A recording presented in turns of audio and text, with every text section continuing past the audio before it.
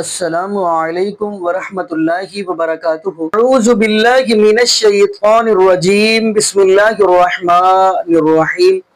محمد رسول اللہ صلی اللہ علیہ وآلہ وسلم والذین معہ اشداء علی الکفار رحماء بینکم تراہم رکعا سجدا یبتغون فضلا من اللہ ورضوانا سیماہم فی وجوہہم من اثر السجود ذالک مثلہم فی التوراۃ و مثلہم فی الانجیل۔ جی ناظرین، آج ہم جس حوالے سے گفتگو کرنے جا رہے ہیں وہ ہے محبوب علیہ السلام کے پیارے لاڈلے صحابی حضرت عمر بن خطاب رضی اللہ تعالی عنہ۔ ناظرین، آپ دیکھیں گے کچھ شیعہ مکہ فکر کے اندر دیکھیں گے ایسے بھی لوگ ہیں جو حضرت عمر بن خطاب رضی اللہ تعالی عنہ کے بارے میں ایسے الفاظ بولتے ہیں جو بندہ برداشت نہیں کرتا، لیکن ایسے بھی ذاکر ہیں شیعہ جو حضرت عمر بن خطاب رضی اللہ تعالی عنہ کی شان اپنی مجلس کے اندر بیان کرتے ہیں۔ آج ہم آپ کو گفتگو سنائیں گے دو تین ذاکروں کی، تو آپ نے ناظرین گفتگو سننی ہے اور فیصلہ کرنا ہے۔ ایسے ذاکر بھی ہیں، لیکن درمیان میں ایک بندہ ہے جو آپ کو پتہ ہے آصر ادالوی، کیونکہ اس کے پاس ذرہ برابر بھی علم نہیں ہے، وہ ایسی گفتگو کرتا ہوتا ہے۔ آپ کہیں گے یہ آپ کیسے کہہ رہے ہیں اس کے پاس ذرہ برابر بھی علم نہیں ہے؟ کیونکہ میں اس لیے ناظرین یہ بات کرتا جا رہا ہوں کیونکہ یہ وہ بندہ ہے جو بندہ کہتا ہے کہ محبوب علیہ السلام کی ایک ہی بیٹی ہے سیدہ فاطمہ رضی اللہ تعالی عنہ۔ تو میں نے یہ بات کیوں کہی آصر ادالوی کو کہ اس کے پاس ذرہ برابر بھی علم نہیں ہے؟ کیونکہ اس بندے کو قرآن آتا نہیں ہے، اس بندے نے قرآن کھولا نہیں ہے، کیونکہ قرآن پاک کی آیت ہے یا ایھا النبی قل لازواجک و بناتک و نساء المؤمنین۔ اس آیت کے اندر اللہ رب العالمین محبوب علیہ السلام سے فرما رہے ہیں اے میرے محبوب علیہ السلام جی، آپ فرما دیجیے اپنی ازواج مطہرات کو اور اپنی بیٹیوں سے، جمع کا صیغہ۔ خیر ناظرین، اب ہم بڑھتے ہیں ویڈیو کی طرف، پھر انشاءاللہ ناظرین آگے ہم بھی گفتگو کریں گے۔ آئیے ناظرین مل کے ویڈیو دیکھتے ہیں۔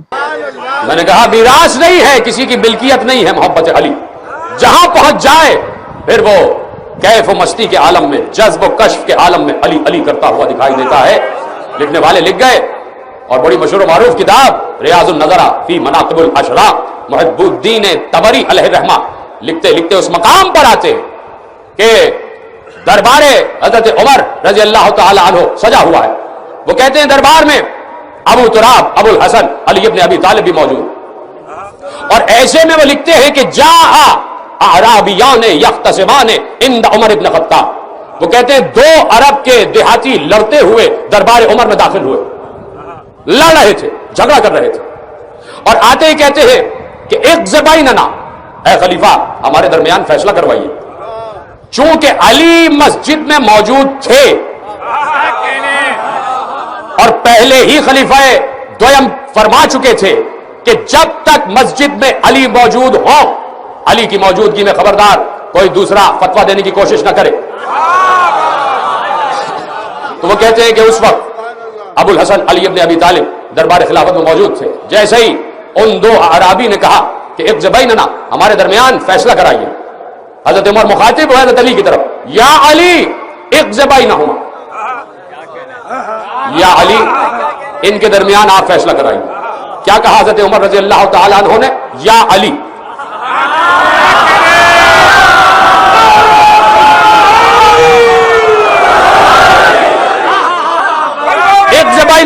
ان کے درمیان آپ فیصلہ کرائیے۔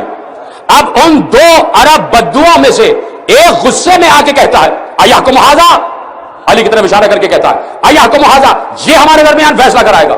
حضرت عمر سے اس کی یہ گستاخی برداشت نہ ہوئی، انہوں نے ممبر چھوڑا، دوڑتے ہوئے آئے، اس اعرابی کا گریبان پکڑ کر کہا اتدری ھذا، جانتا ہے یہ کون ہے؟ ھذا مولایا و مولا المومنین، یہ میرے بھی مولا ہے، مومنین کے بھی مولا ہے۔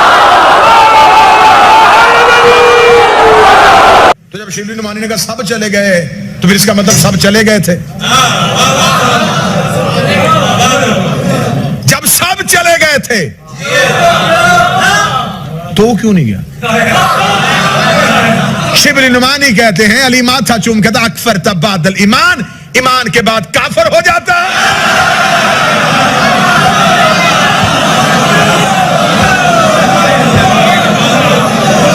اس کا مطلب جو گئے اب وہ مسلمان نہیں رہے،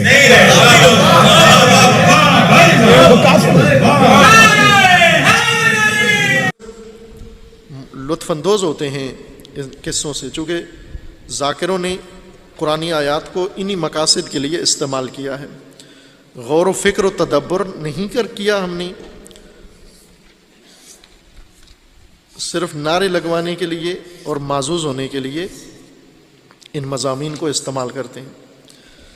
قصیدے بنائے ہوئے ہیں، مضامین بنائے ہوئے ہیں، بھاگ گئے، پھر نیچے مومن وجد میں آ جاتے ہیں وہ بھاگ گئے. افسوس کرو کہ بھاگ گئے، افسوس کا مقام ہے نہ کہ خوشی کا مقام. کتنا خوش ہوتے ہیں یہ بھاگ گئے.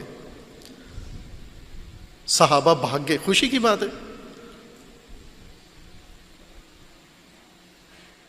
رسول اللہ اکیلے رہ گئے، یہ خوشی کی بات ہے. اور توجہ کریں، اس بھاگنے پہ، اس ترک میدان پہ اور اس عمل پہ قرآن کریم نے ایک ایسا راز بتا دیا، ایک ایسا سوال پر اٹھا دیا، ایک ایسا موضوع چھیڑ دیا قیامت تک کے لیے، تمام امت کے لیے، کہ جنگ احد میں تو رسول شہید نہیں ہوئے، بچ گئے. اللہ تعالیٰ نے محفوظ رکھا، حفاظت کی. اب اس پہلے اس سورہ آل عمران میں آیا 144 اس جنگ کا ذکر ہے. جنگ کے ذکر کے بعد آخر میں قرآن کریم میں اللہ تعالیٰ نے یہ سوال اٹھایا مومنین کے لیے، سب کے لیے، ہم آپ کے لیے. وما محمد صلی اللہ علیہ وآلہ وسلم الا رسول، محمد فقط رسول ہیں اللہ کے، فقط اللہ کے رسول ہیں. قد خلت من قبلہ الرسل، ان سے پہلے بھی رسول گزرے ہیں. یہ پہلے رسول نہیں ہیں، یہ آخری رسول ہیں، خاتم الانبیاء ہیں. ان سے پہلے بھی رسول آئے ہیں اپنی اپنی امتوں میں شریعت و کتاب لے کر، اور گزر گئے ہیں. قد خلت، آئے اور گزر گئے. افا ان ماتا، آیا یہ رسول اگر وفات پا جائیں، موت آ جائے، او قتلا، یا قتل ہو جائیں، شہید ہو جائیں. اسی جنگ احد میں اگر شہید ہو جاتے رسول اللہ، انقلبتم علی اعقابکم، تم لوگ کیا کرو گے اگر رسول شہید ہو گئے؟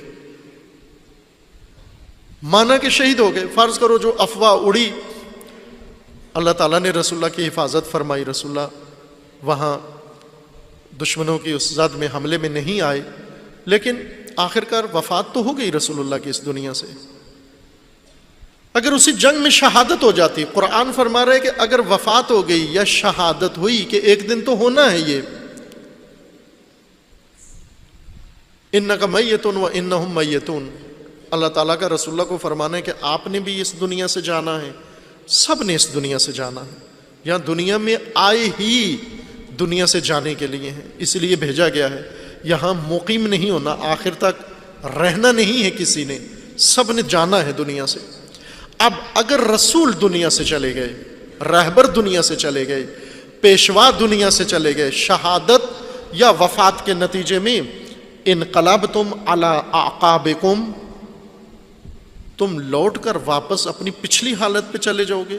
انقلبتم، پلٹ جاؤ گے، علی اعقابکم، اپنے عقب پر، سابقہ حالت پر. ومن ينقلب علی عاقبیہ فلن یضر اللہ شیئا، اور جو بھی رسول اللہ کو چھوڑ کر، رسول اللہ کی وفات کے بعد رسول اللہ کو بھی چھوڑ گیا، اگر رسول اللہ کے ہوتے ہوئے یا رسول اللہ کے بعد اگر چھوڑ کر منقلب ہو کر واپس انقلاب عقبی، انقلاب قہقری، انقلاب بازگشت، انقلاب واپسی، دوبارہ اس حالت قبلی میں چلا گیا، یہ جان لے کہ اس نے اللہ کو کوئی نقصان نہیں پہنچایا. فَسَيَجْزِي اللَّهُ الشَّاكِرِينَ، اور خدا شاکرین کو، قائم رہنے والوں کو جزا دے گا. یہ قرآن کریم کا سوال ہے کہ اگر رسول اللہ شہید ہو گئے یا وفات پا گئے تو تم کیا کرو گے؟ واپس پلٹ جاؤ گے اپنے سابقہ عقبی پہلے نظام کی طرف؟ اور ایک دن رسول اللہ اس دنیا سے چلے گئے. جنگ احد میں تو بچ گئے، رسول اللہ کی شہادت نہیں ہوئی. افواہ اڑی اور اس افواہ سے انہوں نے میدان جنگ ترک کر دیا.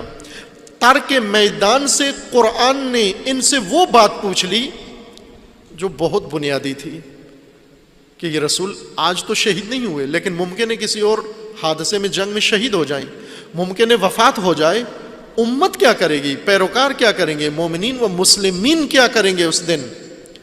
آیا واپس چلے جاؤ گے اپنی سابقہ حالت پر؟ خوب اب ہم دیکھیں کہ رسول اللہ بالآخر 11 ہجری 28 صفر کو اس دنیا سے رخصت ہو گئے. قرآن کا یہ سوال کہ کیا کرو گے اس دن، تم کیا کرو گے؟ آیا امت قائم رہی رسول اللہ کی راہ پر یا لوٹ گئی، پلٹ گئی؟ انقلاب عقبی انقلاب نبوی کے بعد وقوع پذیر ہوا. انقلاب نبوی نے ان کو جہاں پہنچایا تھا، انقلاب عقبی نے انہیں دوبارہ واپس پلٹا کے اسی نظام میں دھکیل دیا. یہ کام ہوا یا نہیں ہوا؟ توجہ فرمائیں. وہ فرار جو جنگ احد میں ہوا تھا اور جس کو سن پہ آپ مسکراتے ہو، اس فرار میں آپ بھی شامل ہیں. ہنسنے والے بھی اس پر شامل ہیں، ہنسانے والے بھی اس میں شامل ہیں. کیوں؟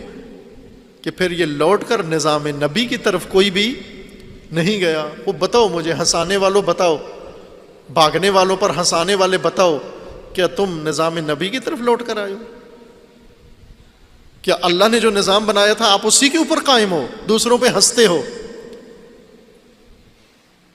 انہوں نے میدان جنگ چھوڑا، تم نے دین کا میدان چھوڑ دیا، امامت کا میدان چھوڑ دیا، ولایت کا میدان چھوڑ دیا، توحید کا میدان چھوڑ دیا، اللہ کا میدان چھوڑ دیا. کہاں پہ ہنس رہے ہو ایک دوسرے کے اوپر؟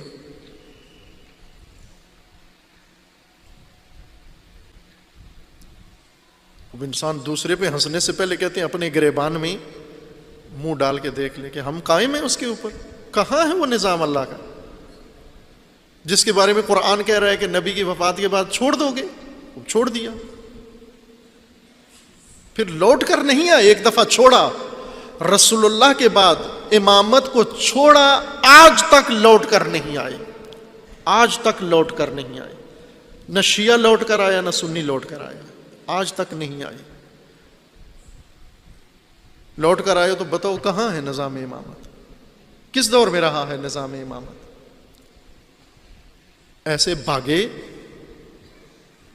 پلٹ کے بھی نہیں دیکھا کہ تھا کیا، اللہ نے کیا بتایا تھا، اور ہم پلٹ کر نظام جاہلیت کی طرف آئے. اور پھر جاہلیت میں راسخ ہوتے ہوتے ڈوبتے ڈوبتے جاہلیت عرب کے اندر چھلانگ لگائی اسلام کو چھوڑ کر، اور پھر اسی غوطے کے اندر جاہلیت غرب میں جا مبتلا ہوئے.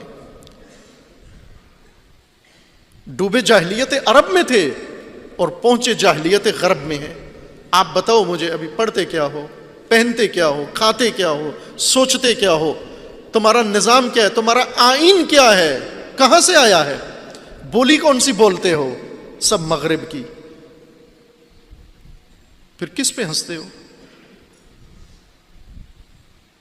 جاہلیت غربی میں سر سے پاؤں تک غرق ڈوبے ہوئے. اور قرآن یہی تو پوچھ رہا ہے کہ نبی کے پاس کدھر جاؤ گے؟ نبی کے بعد کدھر جاؤ گے؟ کہاں کھڑے ہو؟ آج اپنا جائزہ لو، ذرا اپنا تجزیہ کرو. ہم رسول اللہ کے بعد آج کہاں کھڑے ہیں؟ واقعاً وہیں کھڑے ہیں جہاں رسول اللہ چاہتے تھے، جہاں رسول اللہ پسند کرتے تھے. جی ناظرین، آپ نے یہ ویڈیو ملاحظہ فرمائی. تو ناظرین، جواد نقوی نے جو جواب دیا ہے وہ ایسا سمجھ لیں کہ آصر غالبی کو دیا. لیکن بات ناظرین ہم کرتے چلے محبوب علیہ السلام کے صحابی حضرت عمر بن خطاب رضی اللہ تعالی عنہ، جن کے بارے میں میرے محبوب علیہ السلام فرمایا کرتے تھے کہ پیارے عمر، جس گلی سے میرا عمر گزرتا ہے وہ گلی شیطان چھوڑ کر دوسری گلی بھاگ جاتا ہے. اب ہم اگلی بات کرتے چلے. ناظرین، سب سے قیمتی پوائنٹ، قیمتی بات، اب دیکھیں گے کربلا کے میدان کے اندر محبوب علیہ السلام کے شہزادے حضرت حسین رضی اللہ تعالی عنہ کی شہادت ہوئی. تو آپ جا کے دیکھیں گے ان کے ساتھ دو اور قبریں ہیں. اب دیکھیں گے تو دیکھیں گے وہ کن کی ہیں. وہ بھی حضرت علی مرتضیٰ رضی اللہ عنہ کے بیٹوں کی ہیں. اور ان بیٹوں کا نام، ایک کا نام ابو بکر ہے اور دوسرے کا نام عمر ہے. اور آج آپ مدینے میں جا کر دیکھیں تو وہاں پہ بھی محبوب علیہ السلام کے ساتھ دو محبوب علیہ السلام کے صحابہ لیٹے ہیں، ایک ابو بکر صدیق رضی اللہ تعالیٰ عنہ اور دوسرے حضرت عمر بن خطاب رضی اللہ تعالیٰ عنہ. یعنی کربلا کے اندر حضرت علی المرتضیٰ رضی اللہ تعالیٰ عنہ کے جو بیٹے ہیں ان کا نام حضرت علی نے ابو بکر اور حضرت عمر کے نام پہ رکھا ہے، حضرت علی المرتضیٰ رضی اللہ تعالیٰ عنہ نے. تو ناظرین ہم اگلی بات کرتے چلے. حضرت عمر بن خطاب رضی اللہ تعالیٰ عنہ جب شراب کی حرمت کی باری آتی ہے تو حضرت عمر بن خطاب رضی اللہ تعالیٰ عنہ فرماتے ہیں محبوب علیہ السلام جی شراب کو حرام کرا دیا جائے. تو اللہ پاک فوراً محبوب علیہ السلام کے اوپر قرآن پاک نازل فرما دیتے ہیں کہ شراب کو حرام قرار دیا گیا. جب پردے کی باری آتی ہے تو حضرت عمر بن خطاب رضی اللہ تعالیٰ عنہ فرماتے ہیں اللہ کے محبوب علیہ السلام جی کہ مومنوں کو ماؤں کو چاہیے کہ پردہ کرنا چاہیے. تو فوراً اللہ پاک نے قرآن پاک نازل فرما دیا جو میں نے شروع میں آیت پڑھی ہے درمیان میں، یا ایھا النبی قل لازواجک وبناتک ونساء المؤمنین یدنین علیہن من جلابیبہن ذلک ادنی ان یعرفن فلا یؤذین وکان اللہ غفورا رحیما. تو ناظرین آخری بات ہم کرتے چلے. تو ناظرین قرآن پاک کی ایک اور آیت، قرآن کہہ رہے ہیں لقد رضی اللہ عن المؤمنین اذ یبایعونک تحت الشجرہ فعلم ما فی قلوبہم فانزل السکینۃ علیہم. سورہ فتح کی یہ آیت ہے. یہ آیت کب نازل ہوئی؟ جب محبوب علیہ السلام نے اپنے پیارے صحابی حضرت عثمان غنی رضی اللہ تعالی عنہ کے لیے 1400 صحابہ سے بیعت لی.